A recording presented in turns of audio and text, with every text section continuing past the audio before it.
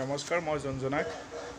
চতুৰ্থ পৰ্যায়ৰ লকডাউনটো আচলতে আমি বিচাৰোঁ আৰু বিচাৰাৰ লগতে যিখিনি শিথিলতা বৰ্তমান চলি আছে সেইখিনি শিথিলতাও আমি বিচাৰোঁ আৰু ছ'চিয়েল ডিষ্টেঞ্চিংটো মানুহে এটলিষ্ট মেইনটেইন কৰি ৰাখিব লাগিব। মাস্ক আৰু চেনিটাইজিং কৰিব লাগিব, লগতে গোটেইখিনি বস্তুৱে আমি ভালদৰে ৰাখিব লাগিব। এইটোৱেই। মই হীৰক ডেকা।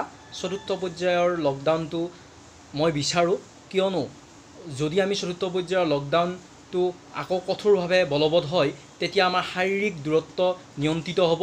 কাৰণ বিগত সময়ত যি আমাৰ লকডাউন হৈছিল তাৰ কিছু শিথিলতা কৰি দিয়াৰ ফলত আমাৰ ৰোগী বৰ্তমান সময়ত বাঢ়িছে। গতিকে মই বিচাৰোঁ সম্পূৰ্ণভাৱে লকডাউন হ'ব লাগে। এইখিনিয়ে মোৰ মন্তব্য। ব্যক্তিগতভাৱে হয়তো মই ফিল কৰিছোঁ যে ভুলো হ'ব পাৰে। একদম 22 মাৰ্চত যিটো জনতা কাৰ্ফিউ যেনেকুৱা হৈছিল, বৰ্তমান যিটো পৰিস্থিতি দেখা গৈছে তেনেকুৱাই হ'ব লাগে বুলি মই ফিল কৰোঁ। কাৰণ কিয়, শিথিলৰ ফলত বাঢ়ি গৈ আছে, আমি দেখি আছোঁ, আৰু বাঢ়িব যেন লাগে, আৰু বাঢ়িব যেনেই লাগি আছে। গতিকে যদি বাঢ়ি যায়, যদি মেক্সিমাম মানুহৰ হৈ যায়, তেতিয়াহ'লে সেইটো বহুত অসুবিধা হ'ব। কাৰণ কিয়, বেমাৰীতকৈ কোৱাৰেণ্টাইনৰ সংখ্যা যিটো দেখা গৈছে, যি হাৰত বাঢ়ি গৈছে, সেইটো চৰকাৰৰ কাৰণে অসুবিধা হ'ব বা সাধাৰণ মানুহৰ কাৰণেও অসুবিধাই হ'ব। অলপমান যদি সকলোৱে সহযোগ কৰি চলে তেতিয়াহ'লে হয়তো শিথিল নকৰাকৈও চলিব পাৰি। নাই, মই লকডাউনটো বিচাৰোঁ, কাৰণ ইমান ডাঙৰ এটা ভয়াৱহ বেমাৰ এটা আহিছে আৰু সেইটো ষ্টপ কৰাবৰ কাৰণে লকডাউনটো লাগিবই। বহুত মানুহে বহুত ঠাইত ফাঁচিও আছে, এইকাৰণে প্ৰব্লেমো হৈছে বহুত। কিন্তু যদি বেমাৰটো ৰখাব লাগে তেতিয়াহ'লে লকডাউনটো লাগিবই ন। আমি লকডাউন বিচৰাৰ কাৰণটো এইটোৱে হৈছে যে অসমত ভয়াৱহভাৱে কৰোণা পজিটিভ ওলাই আছে। প্ৰত্যেকে আমি লকডাউন বিচাৰোঁ আৰু দূৰত্ব বজাই ৰাখি আমি কাম কৰি যাব লাগে। নহ'লে এই যিটো ভয়াৱহ পৰিস্থিতিত কৰোণা হৈ আছে আৰু ভয়াৱহ হ'ব।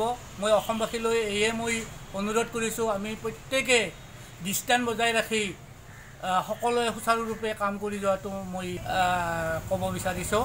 না, লকডাউনটো প্ৰয়োজনীয় এই ক্ষেত্ৰত। গতিকে মই বিচাৰোঁ লকডাউনটো, কাৰণ এইটো এটা বেমাৰ যিটো আহি আছে ন, ক'ভিড-19 যিটো আমি কৰোণা ভাইৰাছ, এইটোতো আৰু দেখা দেখি কথা যে ইজনৰ পৰা সিজনৰ সংস্পৰ্শলৈ গ'লেই লগে লগে বিয়পি গৈ আছে।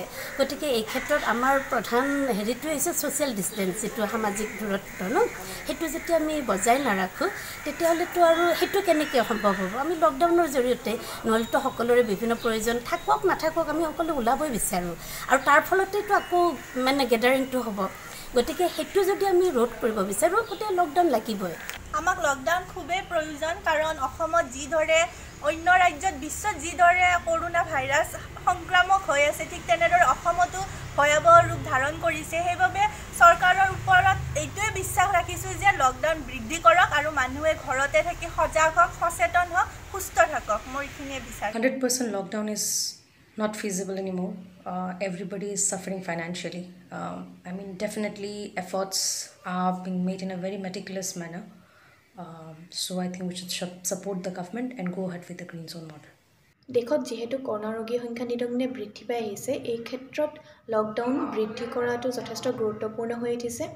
শিথিলতাৰ প্ৰয়োজনীয়তা কিছু কিছু ক্ষেত্ৰত নথকা নহয়। এই ক্ষেত্ৰত কেন্দ্ৰীয় তথা ৰাজ্য চৰকাৰে আমাক যিদৰে নীতি নিৰ্দেশনা মানি চলিবলৈ দিছে, গতিকে আমি সেই নীতি নিৰ্দেশনাখিনি মানি সকলোৱে এই কৰোণা যুঁজক যাতে প্ৰতিহত কৰিব পাৰোঁ তাৰ চেষ্টা চলাম। বৰ্তমান পৰিস্থিতিত দেশত যেনেধৰণে কৰোণা ৰোগীৰ সংখ্যা দিনক দিনে বৃদ্ধি পাব ধৰিছে, তাৰ পৰিপ্ৰেক্ষিতত লকডাউনৰ প্ৰয়োজনীয়তা নিশ্চয়কৈ আছে। কিন্তু যদিও শিথিল কৰি দিয়া হয়, তেনে পৰিপ্ৰেক্ষিতত জনসাধাৰণে চৰকাৰক সহায় কৰিব লাগিব, যাতে যোনবিলাক নীতি নিয়ম চৰকাৰে বান্ধি দিছে বা অনুসৰণ কৰিবলৈ গৈছে সেইখিনি ভালদৰে সকলোৱে কৰিব লাগিব, যাতে নিজৰ লগতে বেলেগসকলো সুৰক্ষিত থাকে।